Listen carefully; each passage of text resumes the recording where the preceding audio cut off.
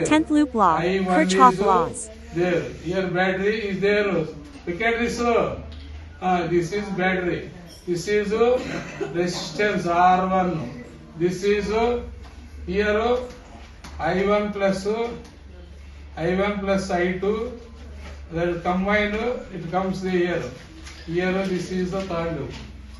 Switch on or not? Switch on. Then this is R3. Don't go.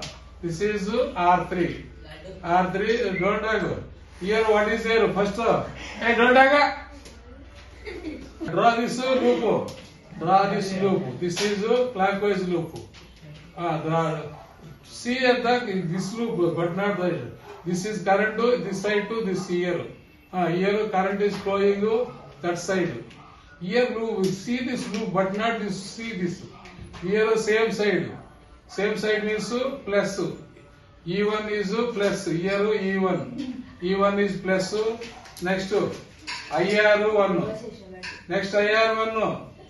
3 elements are there. Next I1 plus I2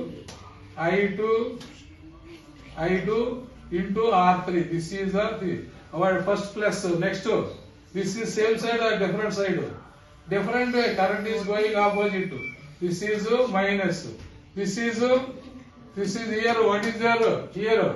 Current in which way goes? This is opposite. This also minus. Minus. This is the loop system. Third loop I have told you. Here you will have to draw a clockwise loop. By comparing this, battery comes same side. That's why it is plus sign. Here this current goes in this side. That is, it is opposite side. IR1 is equal to opposite. Next, I plus I2 of R1 is equal to. It also goes. Loop goes in this way. Opposite side. These are the opposite side. That's why it has maintained minus sign. In that way, you have to make a dot. That way, make up this. Okay, positive.